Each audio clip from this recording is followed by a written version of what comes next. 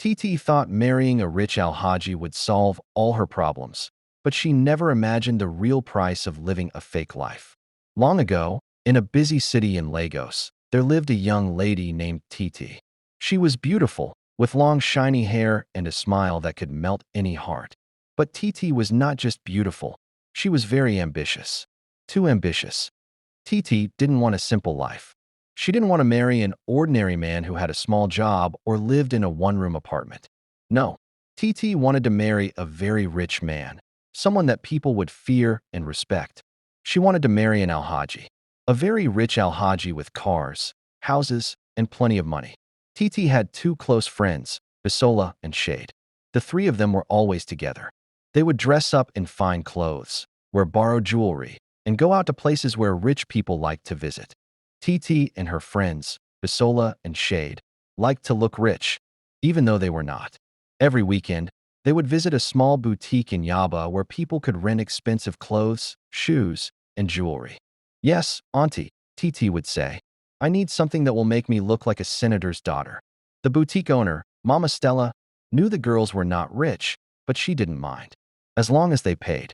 "You girls again?" she would say with a smile. "Bring your money first." Titi would quickly bring out some cash. "This is for the red dress and the gold necklace." Bisola and Shade also paid for heels, designer-looking bags, and big earrings. They didn't own these things, but for a few thousand naira, they could pretend they did. Once dressed up, they would take selfies in front of big buildings and post them online. "Soft life," Titi would write in her caption. "God is good." But in reality, everything was rented. Even the perfume they wore came from small testers they bought for N200. They believed that if they looked rich, they would attract rich men. And that was their goal. Titi would always say, "Nobody will look at you if you dress like a poor girl." In Lagos, packaging is everything. So every week, they spent money not on food or savings, but on fake beauty and borrowed shine. I need to look rich," she always said. "If I look poor, no rich man will talk to me." Her friends followed her lead, but they knew that Titi was the most daring among them. She could lie and pretend more than anyone else. One sunny Saturday, Titi and her friends went to a big restaurant. They heard that many rich men liked to eat there. Titi wore a shiny red dress and high heels that made her legs look longer. Her necklace was fake gold, but it sparkled like the real one. As they sat down, laughing and pretending to order food, a young man walked in. He was dark, tall, and had a gold chain around his neck. He wore designer shoes and drove a big car.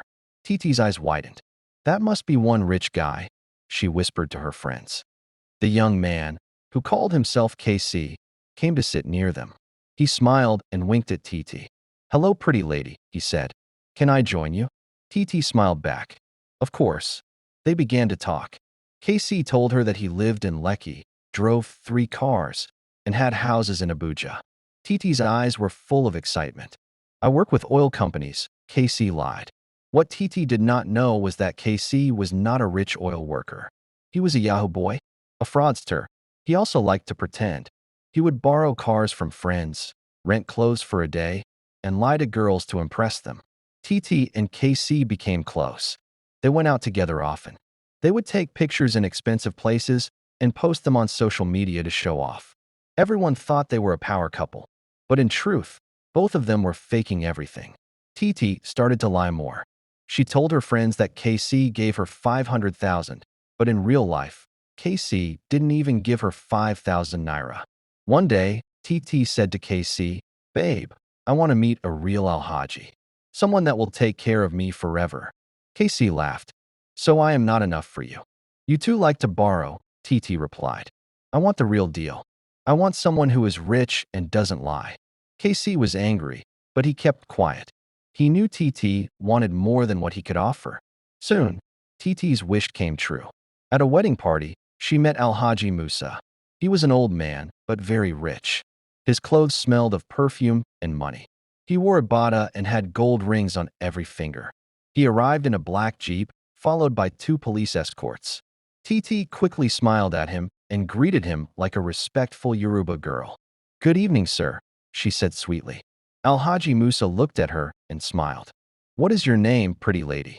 "My name is Titi, sir." They began to talk. That same day, Alhaji gave her 50,000 naira for her transport fare. Titi was overjoyed. "This is the kind of man I want," she said to her friends. KC can go and hug Transformer.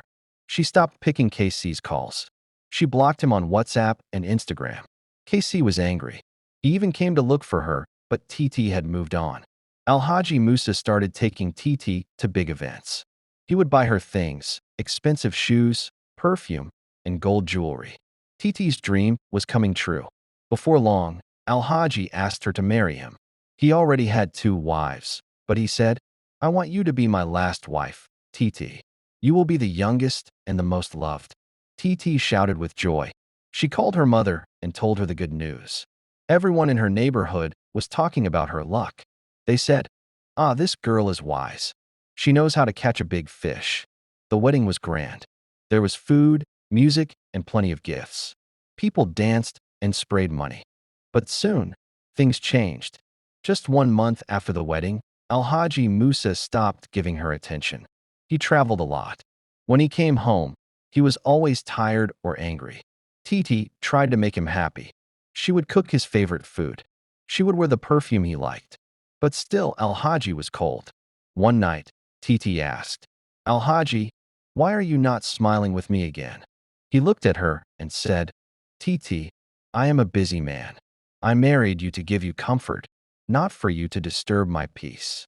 Titi felt pain in her chest. This was not the life she dreamed of. The other wives didn't like her. They called her small girl with long eyes. They gossiped and spread rumors that she was only after money. Titi cried in secret. She remembered her fake smiles, the lies, the borrowed clothes, and the days she laughed at poor girls who married humble men. Now, she had money, but no love. She had a big house, but no peace. One day, she walked to the backyard of the mansion and sat under a mango tree. A maid named Suliat saw her crying. "Auntie, why are you crying?" Suliat asked. Titi wiped her tears. "Nothing. I'm fine." But Suliat was bold. "Auntie, money is good, but it cannot buy love." Those words entered Titi's heart like fire. She remembered KC, the Yahoo boy. At least he made her laugh. He lied, yes, but she lied too. Maybe he really liked her. She remembered the many guys she rejected just because they didn't drive a fancy car. Now she had married the one with 10 cars, but he treated her like a housemaid. That night, Alhaji Musa returned home drunk and angry. He shouted at her for no reason. "You are becoming annoying, Titi," he said. "Don't think your beauty will control me." She stood quietly, tears in her eyes. She didn't argue. She just looked at him and went into her room. The next morning, she packed a small bag and left the house quietly. She didn't tell anyone. She just walked. She didn't know where she was going, but she knew she had to go. As she walked down the road, people were staring at her. Some whispered, "Is that not the Alhaji's new wife?" But Titi didn't care. She just kept walking. She stopped at a small shop and sat on a wooden bench. The shop owner, Mama Aya, offered her cold water. "You look tired, my daughter," the woman said. Titi nodded. "Yes, Mama. You are too young to carry sorrow on your face. Talk to someone," Mama Aya said. Titi looked up. Her voice broke as she said, "I thought money would make me happy." Mama Aya smiled sadly. "Money helps, but it cannot fill an empty heart." Titi dropped her face into her hands and began to cry. From a distance, someone was watching her. It was Casey. He was passing by in a small taxi when he saw her sitting by the shop. He told the driver to stop. He came down slowly, unsure of what to say. When Titi looked up and saw him, her mouth opened in shock. "Casey." He nodded. "Yes, it's me. Are you okay?" Titi tried to look away, but the tears fell again. Casey sat beside her. "I heard you got married to Alhaji," he said. She nodded. "Why are you here?" he asked. Titi looked at him, her lips shaking. "Because even a palace can feel like a prison when there's no love." Casey was quiet for a while. Then he said, "Let me buy you some food. You look hungry." She smiled a little. "Okay." And just like that, they stood up and walked down the street. Not as lovers, not as liars, just as two broken people trying to find a little peace. But unknown to Titi, something dark was still following her. because Alhaji Musa had found out she was gone, and he was not happy. Titi sat with KC in a small buka by the roadside. The place smelled of pepper soup and fried plantain. It wasn't a fancy restaurant like the ones Alhaji took her to, but it felt peaceful. They ate quietly at first. Titi slowly chewed her food, her mind full of worry. KC watched her closely. "Are you going back to Alhaji's house?" he finally asked. Titi shook her head. "I can't. He doesn't love me. He talks to me like I'm nothing." KC sighed. "But you wanted a rich man. Now you have him." Titi looked at him. "I thought money was everything. I thought love could grow later. But now I know love is more than perfume, lace, and big cars." KC nodded. "I understand. I lied to you too. I pretended to be who I wasn't. But I never planned to hurt you." Titi looked surprised. "Did you ever love me?" KC paused. He looked at his hands. "I don't know what love is. But I always wanted to be around you. I liked your smile, even though it was fake most times." Titi gave a small laugh. It was the first real laugh she had in weeks. That night, Casey took her to his aunt's house where he was staying. The woman, Mama Ronk, was kind and allowed Titi to sleep in the guest room. "Stay here until you know what you want to do," she said. "But you must respect my house rules." "Yes, Ma," Titi said quietly. Days passed. Titi helped Mama Ronk cook, sweep, and even sell food in front of the house. She started to learn small business things. She also read her Bible more and prayed every night before sleeping. People from her old neighborhood began to whisper. Some said, "She has fallen from grace." Others said, "She is humble now. Maybe God is working on her." Titi didn't care. For the first time in her life, she felt real peace. But trouble was coming. One hot afternoon, as she sat outside peeling yams, a black Jeep parked in front of the house. Two men in black clothes came out. "Good afternoon," one of them said. "We are looking for Titi." Titi stood up slowly. "I'm the one." The man gave her a cold look. "Alhaji Musa sent us. He wants you to return to his house today." Titi's heart began to beat fast. "I don't want to go back." The second man stepped forward. He said, "If you don't return, we should deal with you." Casey came out just then. "Hey, what's going on here?" "Stay out of it," the men said. Mama Ronk also ran outside. "What is all this noise? This is a peaceful house." One of the men pointed at Titi. "This girl is married. She must go back to her husband. I'm not his slave." Titi shouted. "He treats me like trash. I'm not going anywhere." People gathered. Neighbors came out. Someone called the police. By the time the police arrived, the two men were already shouting. "Tell your Alhaji to take it to court," one police officer said. "This woman says she doesn't want to go with you. You have no right to force her." The men looked at each other, hissed, and left. Titi fell to the ground and cried. Casey helped her up. "You're safe now." But Titi knew it was not over. Alhaji Musa was a powerful man. He could do anything. Later that night, she sat with Mama Ronk and Casey. "I think I need to leave Lagos," she said. "Maybe go to Ibadan or even far like Ilorin." "Running away won't stop him," Casey said. "We need to do this the right way." "What is the right way?" she asked. Casey looked serious. "Let's go to the women's center. They help women like you. They will protect you." So the next day, they went to a center where women who were abused or forced into marriage could find help. The woman in charge, Madame Dupe, welcomed Titi kindly. She listened to her story. "You are not alone," Madame Dupe said. "Many women face what you are facing. But you must be brave. You must fight back legally." They helped her get a lawyer. The case was taken to court. Alhaji Musa was called. He was angry. "How dare you disgrace me, small girl," he shouted in court. The judge listened to both sides. Titi spoke clearly and without fear. "I thought he loved me, but he only wanted a toy. I'm a human being. I deserve respect." The judge ordered Alhaji to leave her alone and allow the marriage to be dissolved. Titi walked out of the courtroom with her head held high. People who once laughed at her now clapped. She had done something brave. Weeks passed. Titi started her own small business selling beauty cream and fashion items. With the help of Mama Ronk, she saved money and moved into a one-room apartment. She didn't borrow clothes anymore. She didn't pretend anymore. She was real now. And it felt good. Casey came to visit sometimes. He didn't have flashy cars anymore. He had changed too. He was learning to repair phones and work with computers in an honest way. They would sit and laugh about their past. Can you believe I once borrowed someone's slippers just to look rich?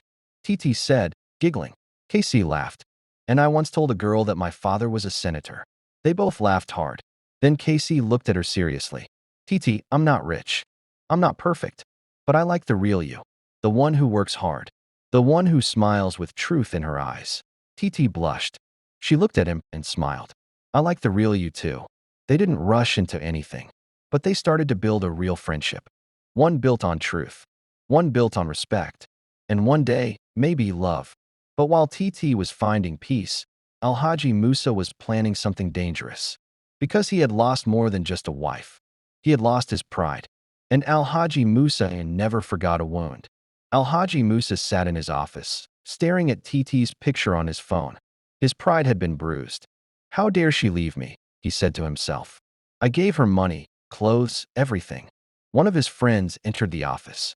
Alhaji, forget that girl. She was not your type, the man said. But Alhaji shook his head. It's not about love. It's about respect. Now everyone is laughing at me. He made some calls. He sent boys to watch where Titi now lived. Meanwhile, Titi was working hard. Her small business was growing. She sold wigs, cream, clothes, and perfume. She treated her customers well and never lied again. People liked her. Casey was doing well too. He finished his computer training and got a small job fixing phones. He also helped Titi design an online page for her products. One day, as Titi returned from the market, she saw two strange men standing near her house. They followed her for a while, but didn't say anything. She was afraid. She called Casey and told him. The next day, she received a letter without a name. Inside the letter were 3 words. You will pay. Her hands shook. Her heart beat fast. She ran to Mama Ronk's house and cried. Alhaji wants to harm me, she said. Mama Ronk hugged her. Don't worry. We will go back to the women's center. This time, Madame Dupe helped her get protection. A police officer was sent to guard her house secretly. After a few days, the strange men stopped coming. Titi felt safe again. Casey stood by her side through it all. He never left her. Later, Casey invited her to a small park. They sat under a tree and watched children play. Casey looked at her and said, Titi, I know we've both made mistakes, but I believe we've changed. Titi nodded. I want to do this the right way, Casey continued. No lies. No borrowed cars. No fake promises. He brought out a simple gold ring. Titi gasped. I'm not rich, but I'll love you truly, and I'll grow with you. Titi had tears in her eyes. She said softly, yes, I'll marry you. There was no loud music, no big cake, no show, just 2 honest hearts, starting a real journey together. They later had a small wedding with close friends and family. Mama Ronk gave a speech. Madame Dupe danced with joy. Even Bisola and Shade were there. They too had started to change. Moral lesson. Money is good, but it can't buy love or peace. Titi had money, but she cried every night in the Alhaji's mansion. Don't pretend to be who you're not. Borrowing clothes and lying to impress people leads to problems. What lesson did you learn from this story? If you enjoy this story, remember to like, comment, and subscribe for captivating and life lesson stories. See you in the next one. Thank you for watching.